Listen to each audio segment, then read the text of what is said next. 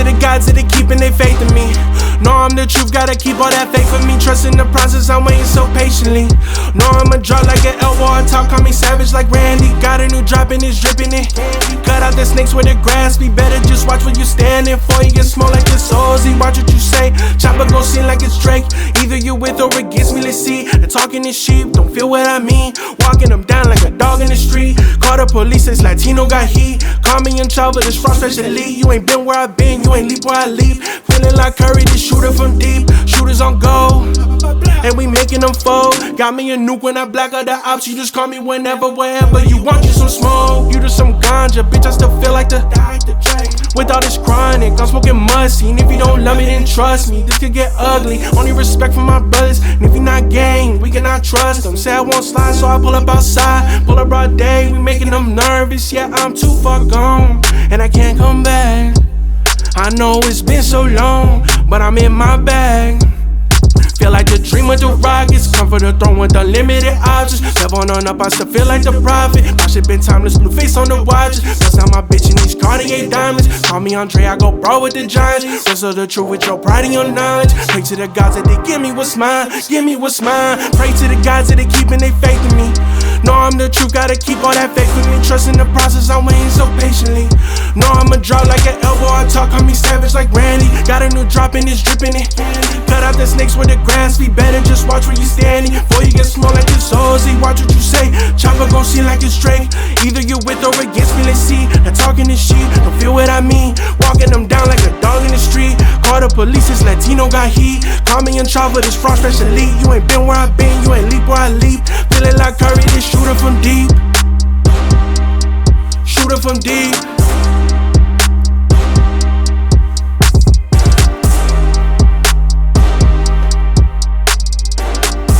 Man, what's the deal, guys? It's your boy Kelly Kell, and we got another Red Room series, and I'm here with my guy Midnight Santana. My guy, appreciate you for blessing us today, bro. Yes, sir. Thank you for having me. Yeah, man. Like, one of my favorite things about you is that you're just yourself, like, all the time. Thank you. Yeah, bro. Do you feel like music is just an extension of you being yourself, or do you feel like you get to express another side? Like, how do you feel about it? I think it's a little like 50-50. Like, sometimes I do get to express myself like a little bit more than I usually would if I'm just like talking to somebody or just like, you know, just vibing out with somebody. Mm-hmm. But like, it's another way of just being able to express myself and just kind of like give people the vibe of what I'm on at that certain time in my life, or, you know, just like where my headspace is. But for the most part, I don't really use it too much as like a mental health outlet or anything like that. It's more so of like, when I have a good time with my friends is when the best music comes out. So I just really go for like the vibe, the culture that everyone brings to the table. So it's a good vibe. So you get inspired by like experiences and like what you're going through in that life. Yeah. At that point in life. Yeah, I like to just live life off the phone. How did you? He said off the phone. Man, I feel that, bro. I feel that, and I'm starting to get more into that as far as like even just documenting stuff. Like, I don't know if you saw during the text, but we were getting a lot of BTS because we've been shooting Red Rooms now. This is our third session, and we don't have no footage from it besides the recordings. Yeah. And we're like, well, how are we gonna keep promoting? You know, like we need to get material. So, but it's the same thing. Like we're locked into the work. You know, so we have to be more intentional about that. But at the same time, it's like you said, like I'm trying to be off my phone. Yeah. I like shit like this where we get to just chop it up, you know. And I'm, you know, my notes are on my phone, but but like I'm not, you know, if we go out to dinner or whatever, like I'm around people, I'm on my phone. Yeah. You know, I'm not trying to be. So I respect that, bro. I wanted to talk about one single called Cabron James. Cabron James. Cabron. Yeah. Cabron James. Yeah. Okay. And on that single specifically, and I didn't hear other songs that you did this, if you do, but you rap in Spanish and English. Tell me, you know, what inspired you to do that, and why do you choose to do that? Well, at that time it was kind of like my mom wasn't really believing in the music too much. And for me, I don't know about you, but I'm very like family oriented. So like anything my mom would have like criticism on my music, like I would take into consideration. I didn't really have music for her to be able to show like my other family, you know, like the other side of the family that don't really understand the music that I usually make. Got you. And then plus like I speak Spanish on the regular, and I was just like, you know, let me just give it a go. Like at that time I was literally just trying all different types of genres. Like I was like, let me try a reggaeton track. Let me try. I even did a metal track with a band called Wave of Discord. With Yeah.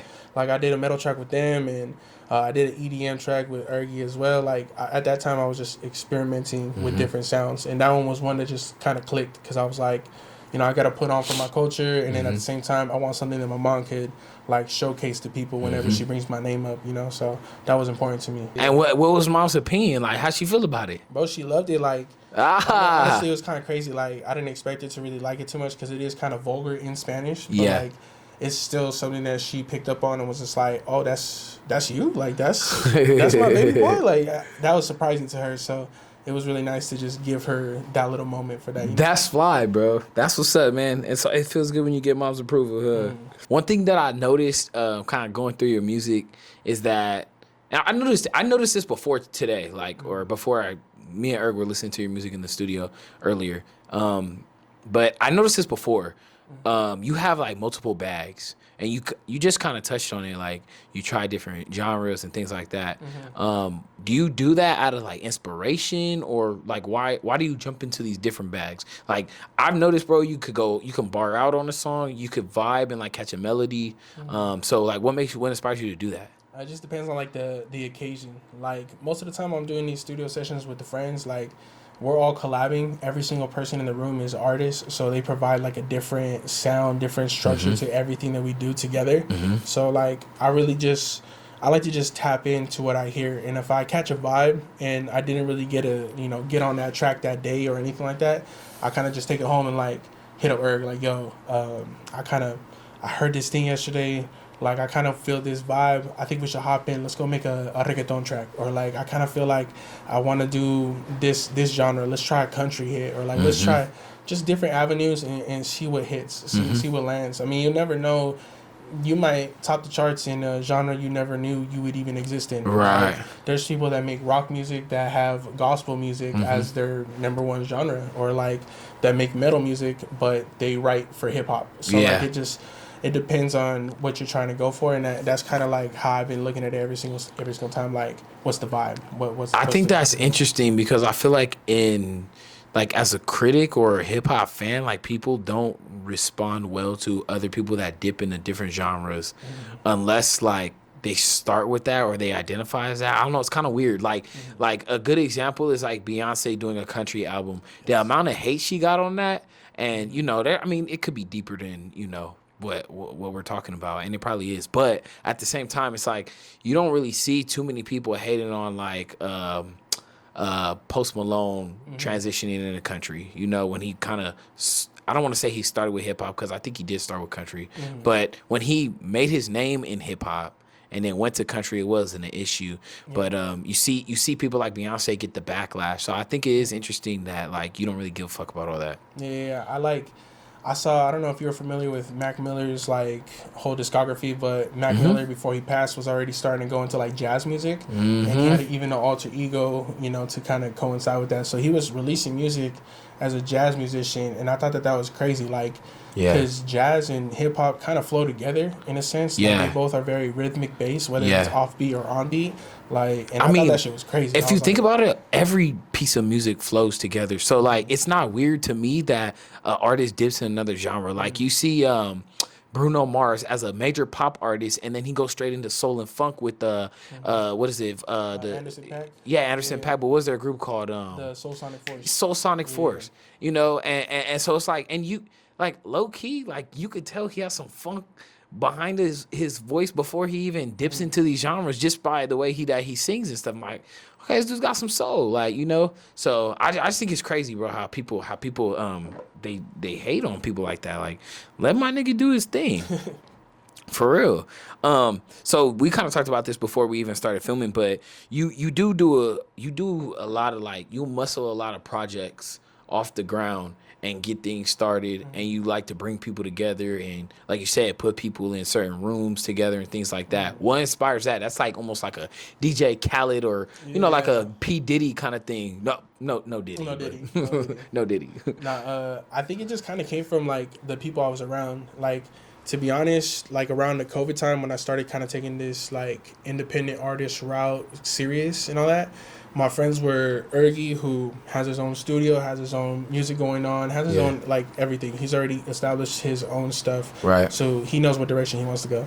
Then I have another group, which shout out my boy Ghost. You know, I do a lot of production time with him. He usually makes a lot of production. Been hearing a lot of good stuff about Ghost. Bro, Ghost is the man, the myth, the legend. He just knows how to like operate a room, bro. It's really crazy because like I feel like when I met him, because I've only met him once, right? At the Champion Series. Yeah. And he was like really like just chill, low key. You know, so it's like I'm hearing all this stuff and I'm trying to put the name with the person I met, and I'm like, this guy, bro, he's like he's like that. He's like, yeah, for sure. But it's just crazy because like he's just super chill, you know. And I usually just pick up from them. Like those are my two closest friends. Those are the two people that like constantly grind it out with me. So like I like kind of just take inspiration from that. So since then, like they didn't even know each other for real, and then I ended up just introducing them to each other, and as soon as I did that, like kind of just clicked, like, oh, we all make good music, like maybe we should all team up and just kind of see what we got going on. So like there'll be sessions in Hollywood where they'll have like a bigger studio space, but it's not even necessarily to just like actually fully get a full song constructed most of the time. Like those ones are like the breakdown sessions. Those are like the let's collab with all these different genres and see what we can get out of this. We're trying to make a hit. It's not a song that we're trying to make. We're trying to make an actual hit. So like I just always take that into consideration. So now when it's my turn to pay it forward, like I'll meet a dope artist and I'm just like, yo, I have these boys, like they kind of go crazy on the production. If you want to pull it to one of our studio sessions, like feel free, you know, just kind of just digest everything that you're seeing, you know. And every single session, there's always like at least one or two new faces where it's like, oh, this person wasn't here before, but now they're kind of hanging around because they kind of see the vibes that we're on. We're on some like real producing type of vibes. It's not necessarily just like, you know, pull up a beat from YouTube and like, which is fine. That's fine. But like, at this point, it's all about the production, the quality, you know, the emphasis on that. Kind of maturing in the industry as far as like how you're curating. Yeah, exactly. That's what's up, man. How do you go about writing? Like, do you write first, or do you have to hear a beat and write to the beat? How do you? I don't think there's ever been a time where I've written before I heard the beat. Yeah. Like it's something about the music's like, got it. Yeah. I like hearing the rhythm first, and then like hearing if I need to do some melodies or if I need to bar out. Just like I like to hear all that stuff first before I write, because I feel like it changes throughout the track. Like sometimes I'll come in with a strong first verse, but I'm not liking my second verse, so then I have to scrap that second verse and come up with something different. So just because of that, I don't really like to like write before, because I like the idea to come to me as it's all like flowing naturally instead of like pre-focused. You know what I mean? Anything new that you're working on? I know you got the Champion Series out. Champion Series is out right now on YouTube. Go check it out. It's a few artists competing for the belt. And it's a super dope series. And then it goes all the way to the finale. So, and I got to be a part of that. So it was super dope, man. And I met some cool artists from there too, like 504. Bro. That was dope. So, anything new that you got coming out, or Champion Series 2? What are we looking at? So Champion Series 2, we're already in the recruitment phase. We're trying to get all the artists together. We're searching for talent, not just local, but like through all the United States if we can. I think we had somebody hit us up from Argentina. It was kind of crazy. That's dope. Just to want to produce for one of the songs, you know. So I thought that was pretty cool. But we're growing that as a brand, getting stronger, and at the same time, I'm just like keeping some gems in the vault, so that way I can just, as soon as I'm done, focus on that. I can focus on my own artistry, which is start dumping out all my music. But I got things locked and loaded.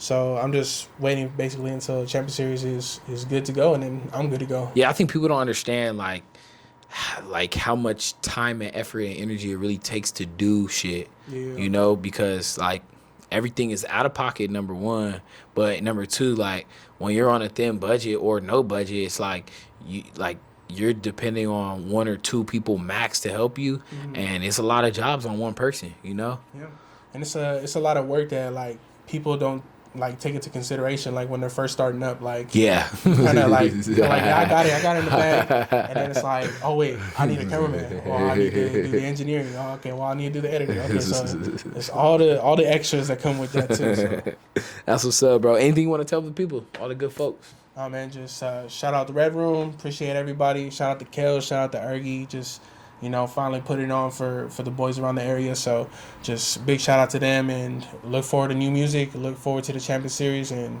we'll tap in.